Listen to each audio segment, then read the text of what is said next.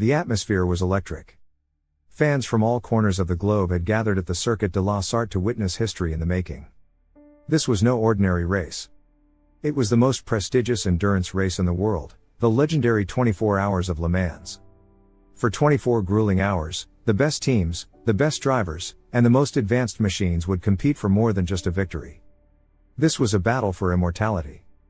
The stakes were higher than ever before. This year wasn't just about the glory of winning. It wasn't just about finishing first. It was a showdown between two automotive titans, two global icons of speed, innovation, and power, Ford and Ferrari. For decades, Ferrari had dominated endurance racing, especially at Le Mans. The name Ferrari was synonymous with speed, prestige, and elegance. Enzo Ferrari, the founder of the company, was known as the Il Commendatore, the commander. He had built not only a racing team but a dynasty, a legend. On the other side of the Atlantic stood Henry Ford II, the brash, ambitious head of one of the world's largest car companies.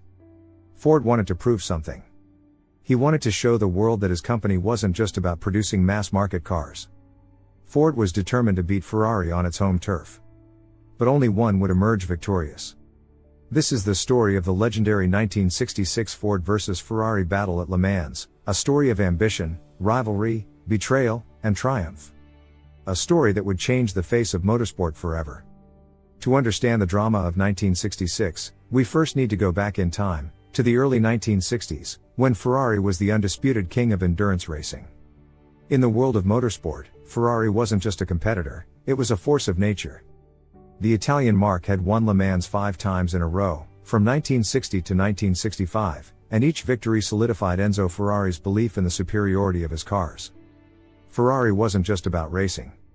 For Enzo, it was a matter of pride, an art form. His cars were more than machines, they were masterpieces, precision engineered to perfection. Every win was a testament to Enzo Ferrari's genius.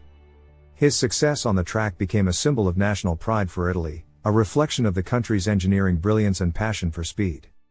Ferrari's bright red race cars were the embodiment of Italian excellence. They represented elegance, power, and victory. But Enzo Ferrari was no ordinary man. He was a perfectionist, a visionary, and a ruthless leader. He demanded nothing short of perfection from everyone around him. His drivers, his engineers, and his mechanics all knew that nothing but victory would satisfy him. For Ferrari, second place was not an option. This obsession with winning created incredible machines but also incredible pressure. Ferrari's internal dynamics were often fraught with tension, and the team operated under an iron hand. Yet despite his dominance, Enzo Ferrari's reign would soon face an unexpected challenge. Trouble was brewing on the horizon, and that trouble came from a powerful American giant, Ford. On the other side of the Atlantic, Henry Ford II had his own dreams of glory. Ford Motor Company was already one of the largest and most successful car manufacturers in the world. The company had been built on the legacy of Henry Ford, the pioneer of mass production and affordable automobiles. Ford's iconic Model T had revolutionized transportation, bringing cars to the common man. But for Henry Ford II, known as the Deuce, success in the mass market wasn't enough. He craved something more, prestige. He wanted Ford to be known not just for practical cars but for performance, for speed, for excitement.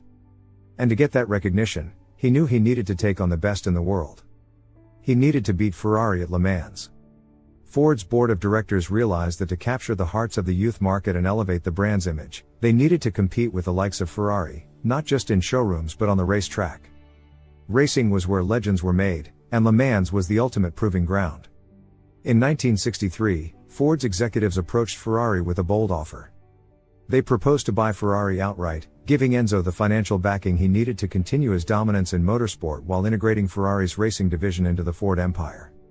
On paper, it seemed like a perfect deal. Ford would get a prestigious racing team, and Ferrari would get the funds to dominate the sport even more. But Enzo Ferrari was not a man to give up control. As the negotiations reached their final stages, Enzo famously walked away from the deal, refusing to relinquish control of his beloved racing team. For Ford, it was a devastating blow. The deal fell apart, and with it, a bitter rivalry was born. Humiliated and enraged, Henry Ford II vowed revenge. He swore that Ford would build a car capable of beating Ferrari at Le Mans, no matter what it took. Determined to make good on his promise, Henry Ford II assembled a team of the best engineers, designers, and racing experts to develop a car that could rival Ferrari on the world stage. The result was the Ford GT40, a car designed specifically for speed, endurance, and one purpose: to win at Le Mans. The GT40 was a technological marvel. Its sleek, aerodynamic design was built for maximum speed, and its heart was a powerful V8 engine, capable of pushing the car to speeds over 200 miles per hour. The name GT40 came from the car's height, just 40 inches from the ground to the top of the windshield, designed to minimize drag and enhance speed. But building a fast car wasn't enough. Endurance racing, especially at Le Mans, was as much about reliability as it was about speed. Cars had to endure 24 hours of continuous racing, pushing engines, brakes, and tires to their absolute limits. And despite its promise, the GT40 initially struggled.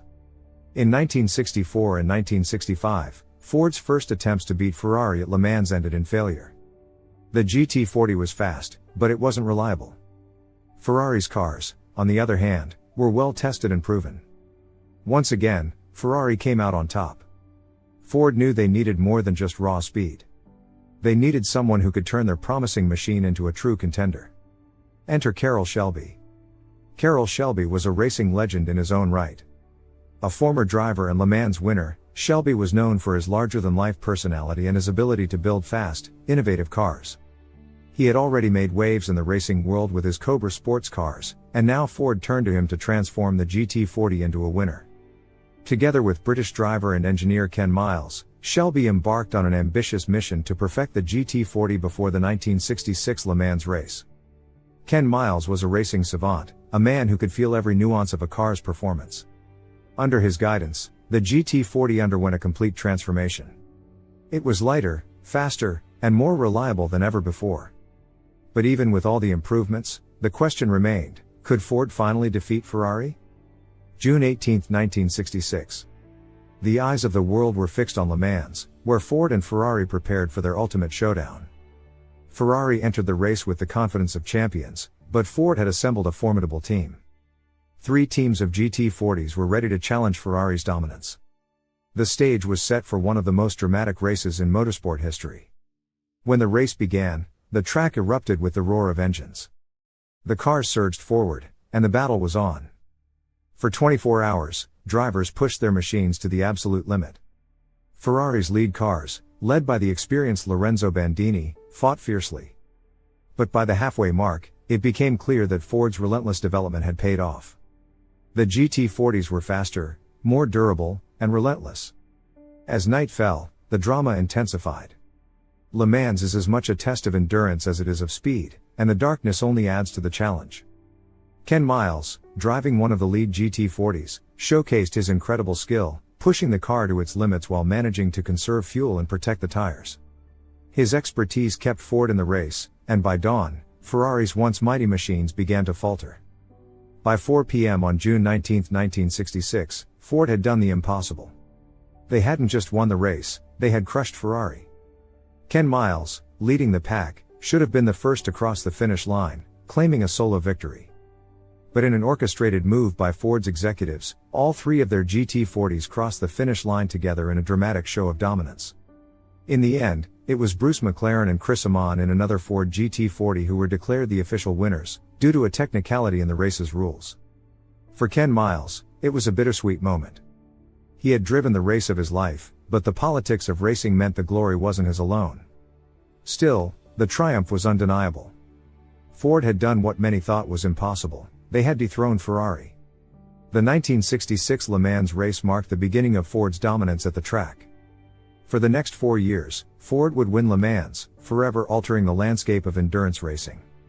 But the Ford versus Ferrari battle was more than just a race, it was a clash of cultures, ideologies, and egos. Enzo Ferrari would eventually return to racing, but his reign as the undisputed king of Le Mans had ended. Meanwhile, Ford's victory cemented its place in motorsport history, proving that with determination, resources, and the right team, even the most ambitious goals could be achieved. Today, the rivalry between Ford and Ferrari continues to inspire, not just in the world of motorsport but in popular culture. The story of 2 giants, driven by ambition, pride, and passion, remains one of the greatest tales in automotive history. And as long as cars continue to race at Le Mans, the legend of Ford versus Ferrari will live on.